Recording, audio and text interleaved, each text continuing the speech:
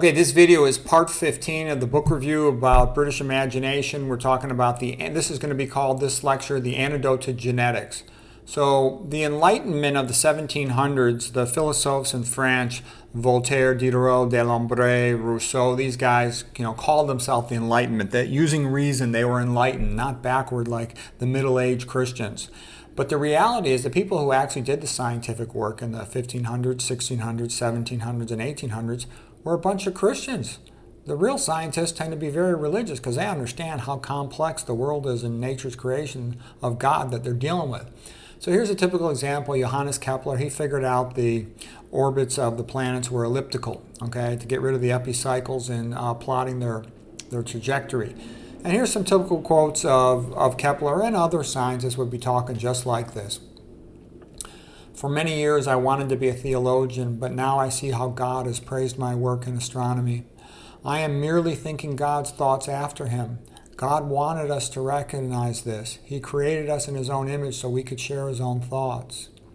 The chief aim of studying the external world is to discover the rational order and the harmony imposed on it by God, which he reveals to us in the language of mathematics.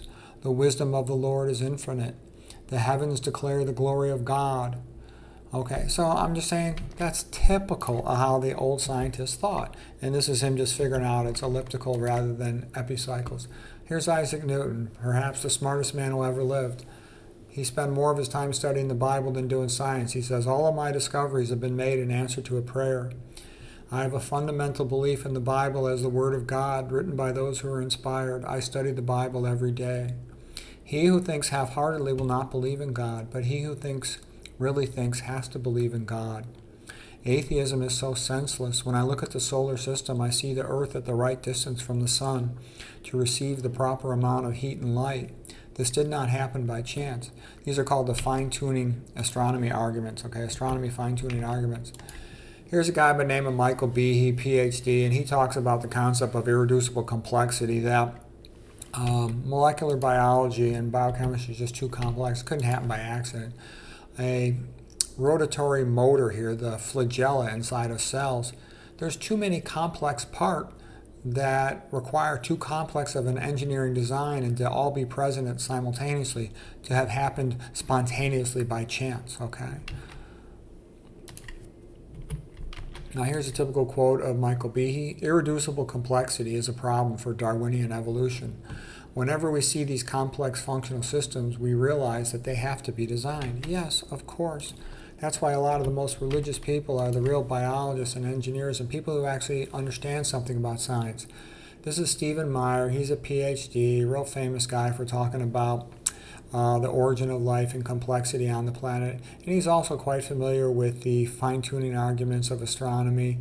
This is Douglas Axe. He's a biologist, did a lot of protein folding biochemistry.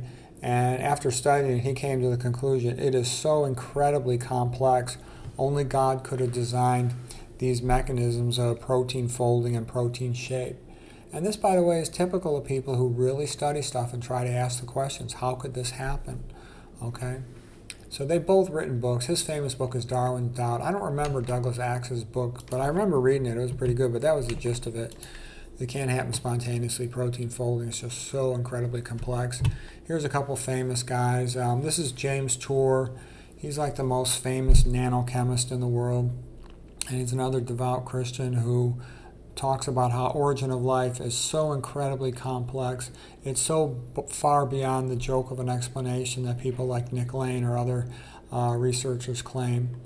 John Lennox is another famous Christian speaker on the topic of origin of life. And here's my favorite quote of John Lennox. He said, if you're at the beach and you see your name written in the sand, you know that an intelligent person who knows how to read and write wrote your name. The ocean water cannot write your name in the sand.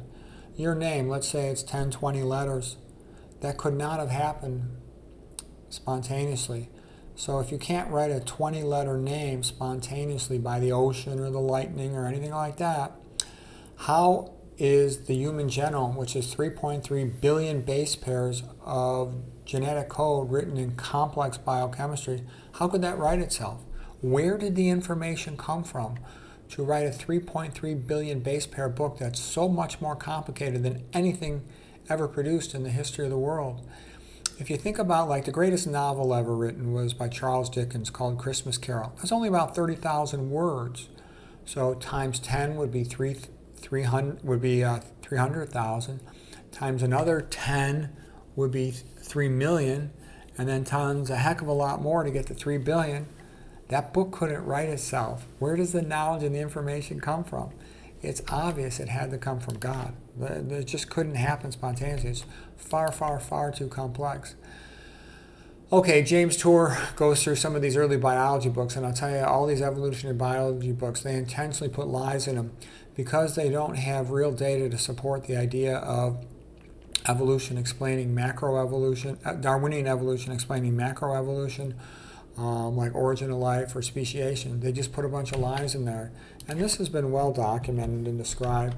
Dennis Noble is a famous biologist, and he talks about how it can't be explained by Darwinian biology. Here's another book of Stephen Meyer, The Return of the God Hypothesis. He's got a lot of YouTube videos. So does Dennis Noble. All right, Return of the God Hypothesis. And he talks about fine-tuning arguments of astronomy, of molecular biology, complexity of protein folding, Douglas Axe, whole bunch of other stuff, so I'm not going to get into all that. Here's a guy by the name of Jonathan Wells, a guy who got perfect score on his SAT. He wrote a book, Icons of Evolution, about what a joke. All the evolutionary textbooks are full of lies, and they lie on purpose because they don't have good data. He talks about how the Miller-Urey experiment, they lie about that. The phylogenetic trees are totally made up. Homology of limbs, they lie about that. Haeckel's embryo drawings were deliberately faked, and they lie about that. Archaeopteryx, the pepper moth thing was just a big fabrication. The idea that Darwin's finches on Galapagos have significant evolutionary information is totally exaggerated. The tree of primate evolution was just made up. There's no transitional forms to explain the Cambrian expansion. There is no explanation for orphan genes. Okay, those are genes that are only present in one species. Okay, and this is another reason why I believe in God, is because I know a lot about biology, and the more you know about biology, the more you believe in God. And it's a lot of it's those experiments we just went through and that information. Okay. All right, so God's the only system that has significant explanatory power. Okay, the Catholic Church built most of what is great. We got a lot of non-machinery stuff from the ancient Greeks, thank God for that. But most other things in the modern world that we consider advancements, they came from Christianity, especially from the Catholic Church. Okay, so I talked about this in a previous lecture, so I'm not going to review all that before, and I've done a couple of reviews to that effect. Okay, so I'm not going to get into all that stuff. 11 out of the 12 apostles were martyred. They wouldn't have done that if they didn't think Christ was real and his message was real. And what I want to point out here, though, is the brutality of the ancient societies. Like, here's the brutality of ancient Rome. As Edith Hamilton had said, the Greeks were the first to play. They had the Olympic Games. That's a competition. Gladiator games in Rome were not playing. The gladiators typically died at the end of the conflict, so that is not play. And then, of course, there is the creation of man, creation of Adam here on the Sistine Chapel ceiling, painted by Michelangelo. And this comes from the Bible, from Genesis. Genesis 1:27, man is created in the image of God, therefore we're part divine like God. We're also part beast, but we're part divine, therefore we're special compared to the other animals, therefore we are deserving of some intrinsic natural rights. The message of Christ got people to be a lot nicer. Christians aren't perfect, but they're a big improvement on what they were before Christianity. God has a woman in adultery and she cheated on her husband. Pretty bad thing to do, but he says, he who is without sin, let him cast the first stone. And he also tells her, go and sin no more. So don't do that no more. But here's the Sermon on the Mount with Jesus Christus. Be nice to everybody. That which you do to least of my brothers, you do unto me. So be nice to everybody, including all the poor and the weak people. Celebration of the family, adoration of the child.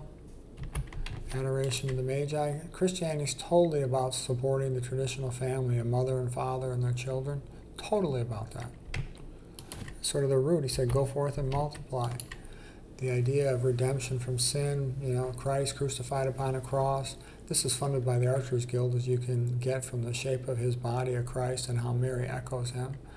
That painting was done like around 1430 by Rogier van der Weyden. Incredible painting. Here is the sacraments, meaning simply, baptism at birth and early infancy, and then there's the other sacraments later of First Communion, of marriage, last rites, all this stuff. That it sort of structures life, and it's there for people when they go through difficult times. It's a way to teach morality to children so they grow up to be nice rather than savages, promoting family dinners, family being together, and all kinds of charitable organizations, homeless shelters, allowing the poor into the hospitals. YMCA means Young Men's Christian Association. So Christianity did tons of this stuff, charity work to help people. Thomas Aquinas, pushing through scholasticism with Albert the Great, helped develop the university system. He summarized the knowledge of the world at that time in Summa Theologica, and he sort of helped redirect Christianity towards more studying natural philosophy, meaning nature here on earth, not just ideas about the heavens. Here's Abelard and Eloise. He's the great Aristotelian from just a little later than the time of Aquinas. The first hospitals that allowed poor people to go were founded by the Christians. They developed a university system based on the Latin language in Europe and Christendom. And modern science, now that it has abandoned Christianity and it's become atheistic, it's routine. The corporations just buy the journal, buy the scientists. So science is becoming a joke because most of it's bogus. In 2023, more than 10,000 papers were retracted, okay? That's a lot of papers, okay? And then Christianity led to the founding of the USA, the most free and best country that ever existed on the planet. And as the country is losing Christianity, it's losing its freedom. So unless we get Christianity back as part of the ethics of the country, it'll continue to get worse. If you look at the French Rev in 1789 to 1794, it was basically the equivalent of a communist rev in France. And you got 50,000 heads on the ground from the guillotine, okay? That's not good. That's what you get with atheism. Stalin burned down, 148,000 churches. Okay, and here's big Solzhenitsyn saying the reason all this stuff happened in Russia is because men had forgotten God. That's what weakened the society and allowed all these other disasters to happen. In the continental area of legislation back in the founding of our country, our American founding fathers, they would have mass in the same room where they would legislate. They'd all pray together. That's how Christian America was. The pastors were found.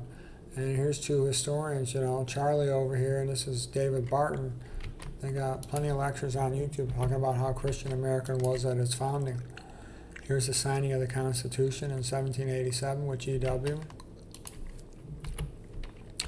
Slavery is still common all over the world except in Christian countries. Christianity got rid of it. What are we going to replace Christianity with? Drag queen story hour? This is ridiculous.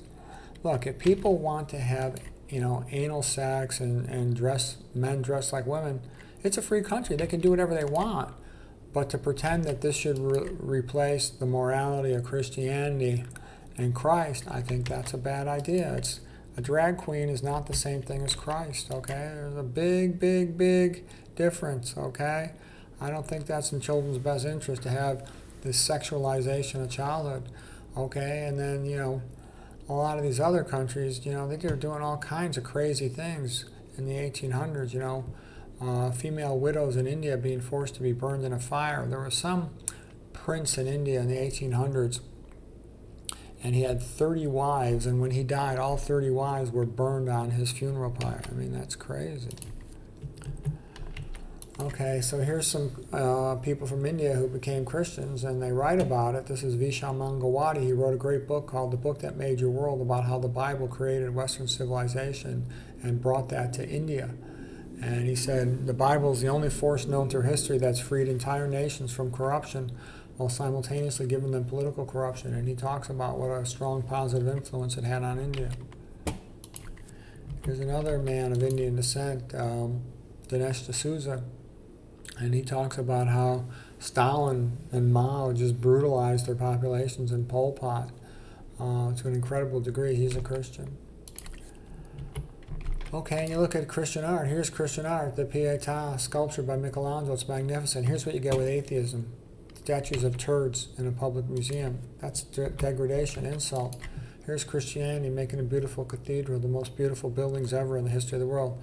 Here's atheism, basically a big blob in front of a building that looks like an animal cage and a big blob that looks like an animal turd. Okay, it's ridiculous. This is degradation. This is going in the wrong direction. Kenneth Clark's book about civilization, talking about all the Christian monuments, the architecture, the sculpture, the painting, the music. It's incredible. Look at these churches. They're just spectacular and beautiful. Typical Gothic cathedral. Okay, and here it is, Sainte-Chapelle. Look how magnificently beautiful that is. Okay, here's real art by Edmund Layton, a beautiful painting, and here's, fake art. Picasso is a scumbag member of the Communist Party. This is like something, a mediocre high school student would do. And here's a spectacular Sierra Nevada mountains landscape painting by Albert Bierstadt from 1868 among the Sierra Nevada mountains, part of the Hudson River School of Christian painters from the eastern United States. It's spectacular. It's magnificent. So I think that's all I got for this lecture, and I hope you found it helpful. And so there it is. Christianity and love thy neighbor, give them the benefit of the doubt. That what you do, at least my brother, you do to me. That's what we need to get people to be nice to each other. They're never going to be perfect, but it'd be a big improvement if they had those ethics.